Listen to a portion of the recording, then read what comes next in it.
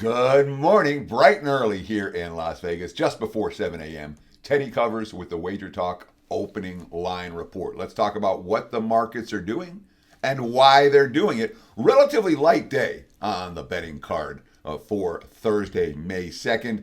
We've got a couple of NBA games. We've got a light MLB slate. We'll take a look at some of the futures. And yeah, we'll have a little bit of time today to answer some questions and do some discussion about sports betting topics. Of course, it's a quick hitter podcast. The goal is to be out of here 10 minutes or so. 8 to 12 is my goal.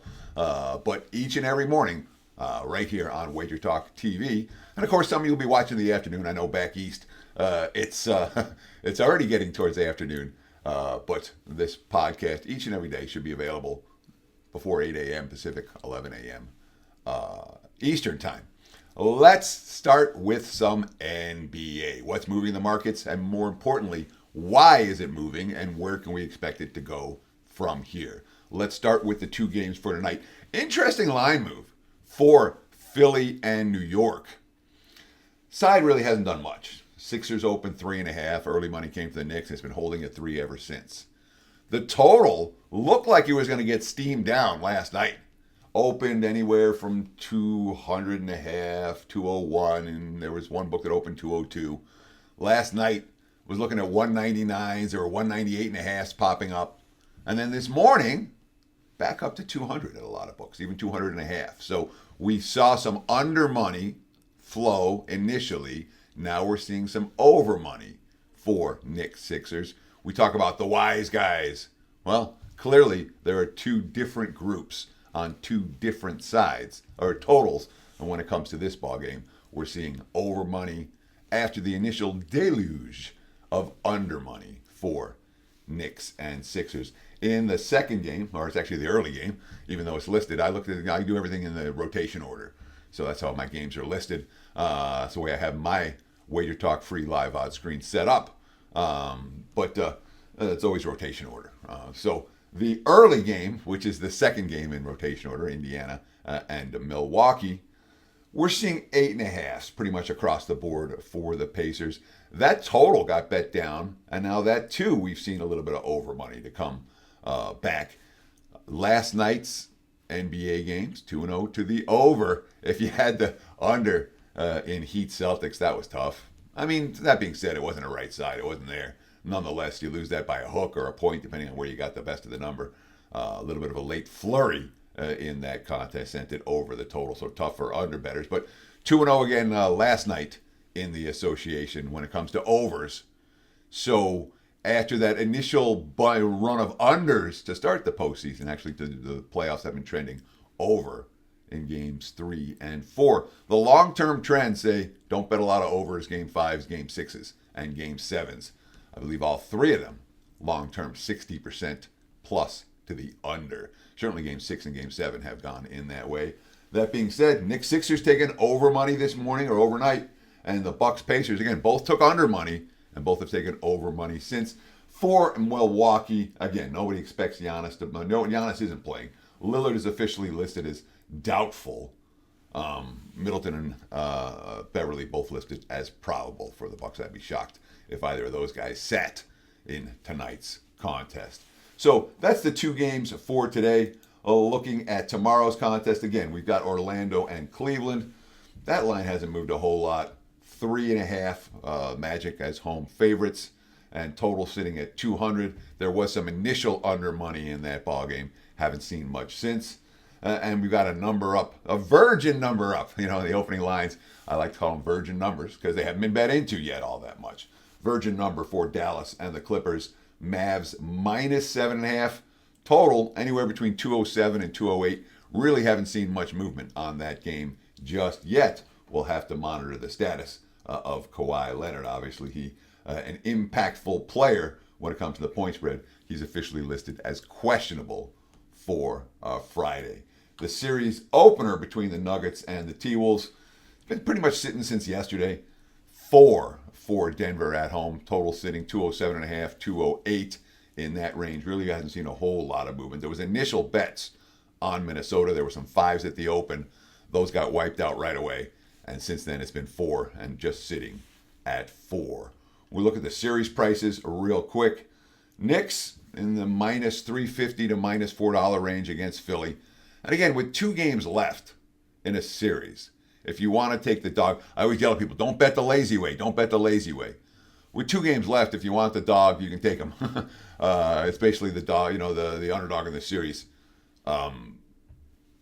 The price for the underdog in the series is the equivalent of the money line price for the underdog for the last 2 games. So you're not losing as much as you would earlier in the series if you don't bet it game by game.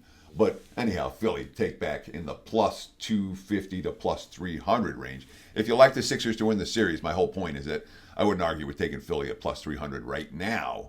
If you think they can win the last 2 games, you're not going to lose that much of your payback, considered compared to going game by game for the Sixers, because there's only 2 games left.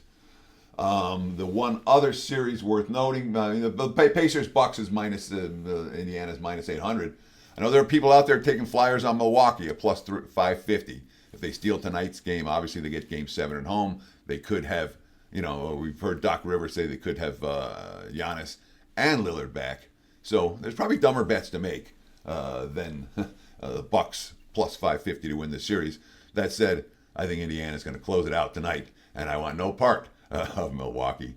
If you've been watching my analysis on WagerTalk today, the Bucks are not a team I've been high on at any point this season, and it hasn't changed right here. T-Wolves Nuggets minus 200, minus 190 for Denver. Fairly typical of what we're going to see for a team that's, the Nuggets are clearly power rated higher than the T-Wolves, but only by a point or 2. The markets are telling us that, and certainly the series price is telling us that as well.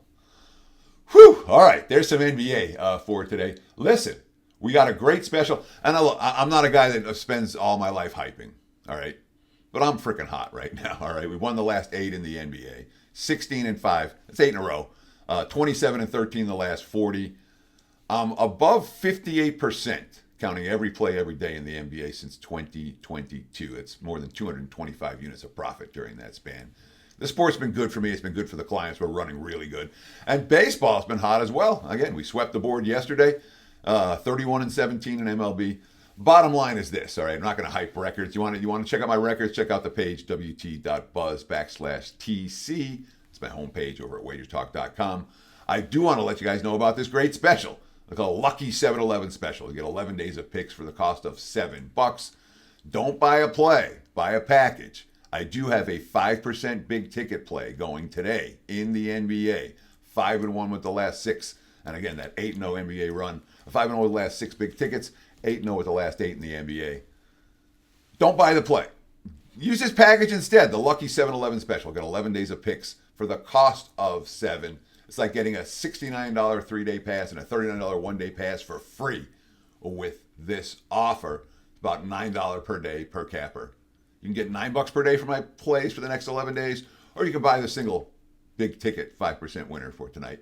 Entirely up to you. You cannot buy anything, but give us a like, give us a follow, and the comments. Boy, I appreciate it. I apologize. I meant to have I got a bunch of great suggestions for show names yesterday. I meant to write them all down. I didn't, and thank everyone. So I will do that for tomorrow's show. I'll get all the names, and thank you guys. I really appreciate you taking the time to give me your suggestions. Let's talk a little MLB before we leave. And yeah, we're going to decide on that in the next week or so, so don't worry. What are we seeing in MLB? Early start, getaway day, under money. That's what we're seeing. And this is fairly typical. All right, not fairly typical, very typical. The early start getaway. What do we have? 13-1-1 to the under yesterday? 13-2 if you didn't get the best of the number. But that's a lot of unders. And of course, Wednesday, a lot of getaway day games. So is Thursday. So not surprised we're seeing under money for Colorado, Miami. Early start action. We've seen a little bit of money for the dog in that game. I understand why. Miami's not a team people are excited about laying $1.60 with, or $1.65. Just a little bit of money there. We've seen a little bit of Guardians money against the Astros. The kid Spencer Arrigetti's had a rough start to his career, although not like Logan Allen's that good. And even with a total that was 9.5 on that game, getaway day, they're betting it under. That's down to 9. A juice to the under for the Guardians and the Astros. Again, a little bit of Cleveland money there as well.